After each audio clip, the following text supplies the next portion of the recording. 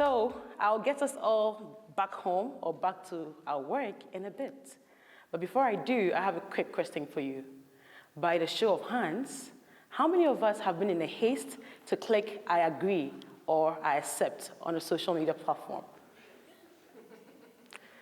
So there's many of us. Now the question to you is, are we considering convenience first and privacy later?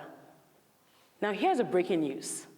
Nearly 5 million people sent complaints to the Identity and Fraud Department of the Federal Trade Commission, and the issue was they had been breached, their security had been breached, their privacy was at stake. And these people lost close to 8.8 billion in funds alone. You or someone close to you may be part of this statistic. And that is why I look to see how we can make sure that we take proactive steps towards our privacy. Here is a snooping eye. If you are an owner of a smart device or you are on any digital platform, it means your data is at stake. And these snooping eyes are watching. They are everywhere, collecting data for the right purposes or for the wrong ones.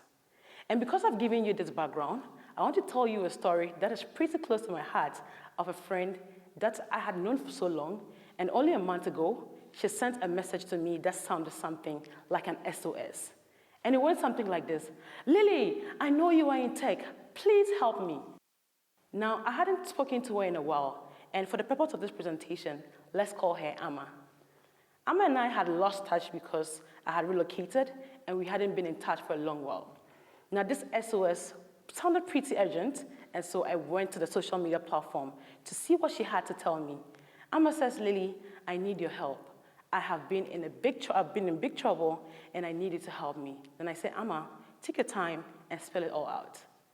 Amma had fallen in love with somebody she had met online, and the conversation had gone on. They had a good 6 months, and Amma had shared nude photos with this person.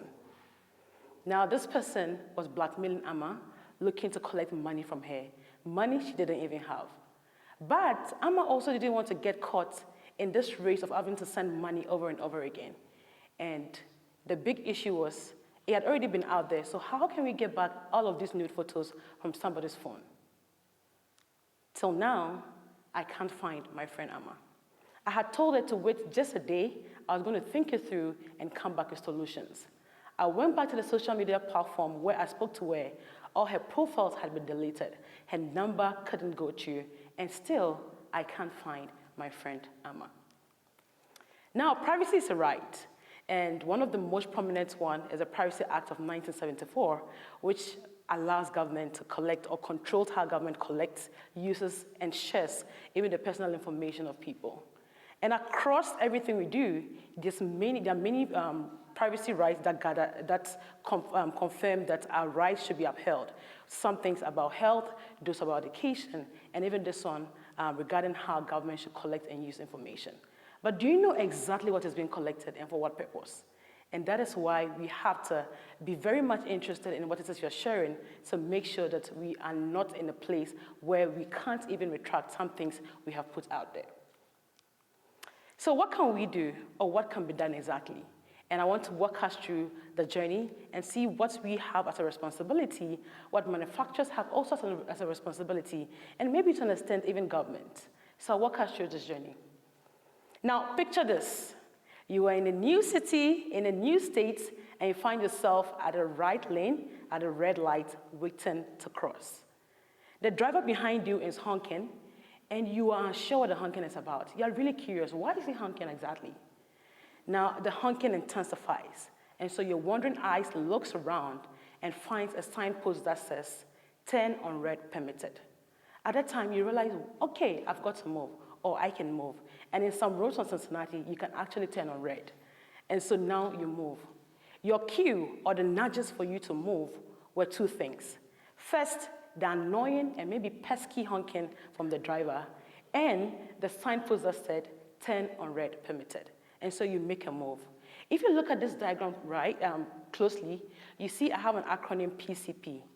P for perception, C for comprehension, and the last P for projection.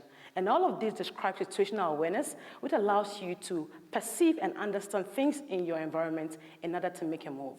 So with your privacy, how can we make sure that we put some of this into perspective for you to make decisions that are right for you? And so, by due to the fact that I described what it is that is awareness creation on our road, I want you to think of the highway you just saw as a digital highway, where you have to make a decision. And what does awareness creation exactly look like on this highway?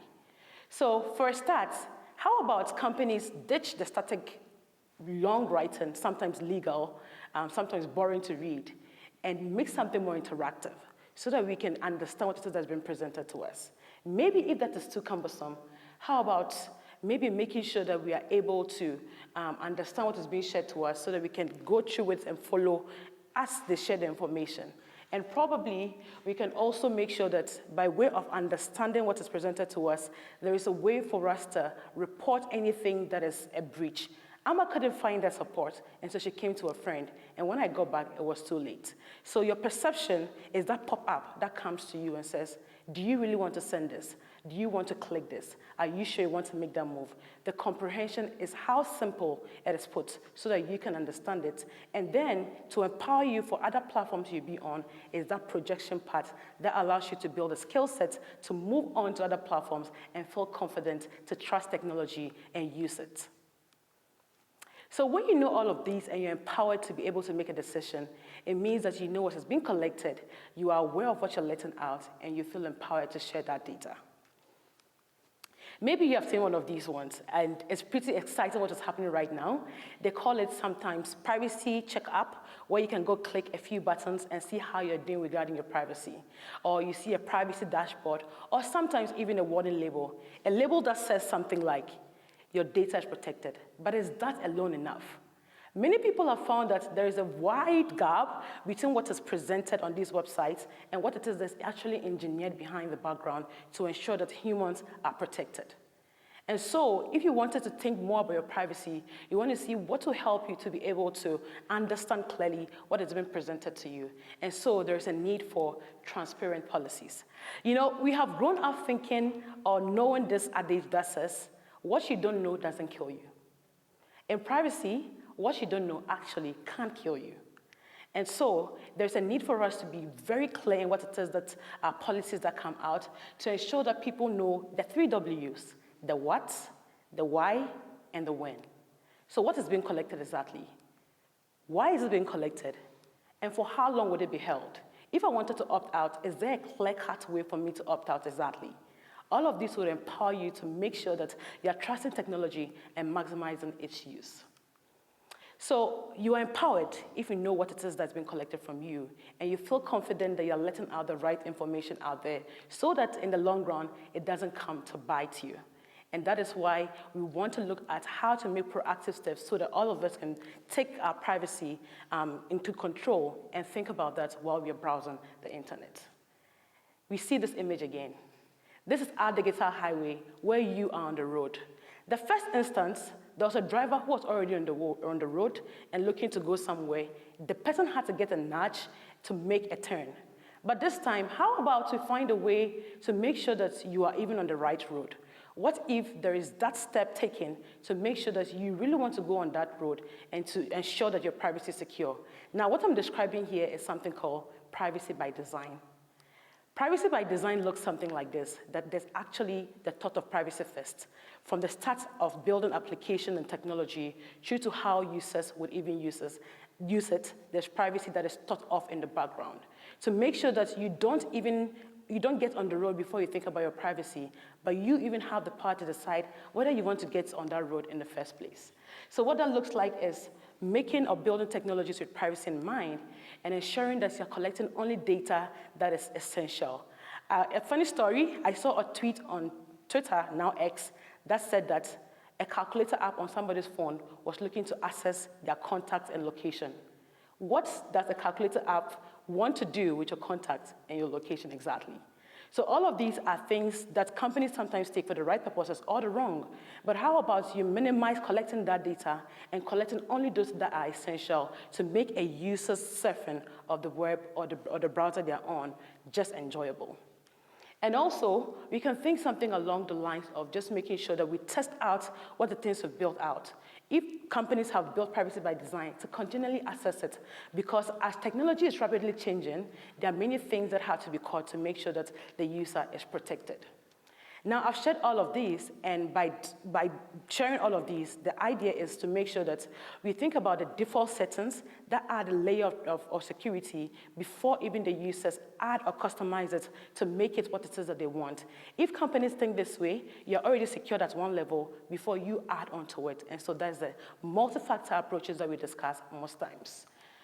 Now, I've described all of this, and it looks so much gloomy, but technology is not all gloomy. We have the power to control what it is we share, and the power can be in that effective privacy nudge that pops up at you with right information, clear information, and allows you to make a decision that protects you now and in the future. Now, I have a dream that by doing all of this, someday, we all can take proactive steps towards our user privacy rather than reactive. And knowing this, I also have the confidence that one day I may find my friend Amma. And until then, I hope we take our privacy even into focus as we serve the internet. Thank you.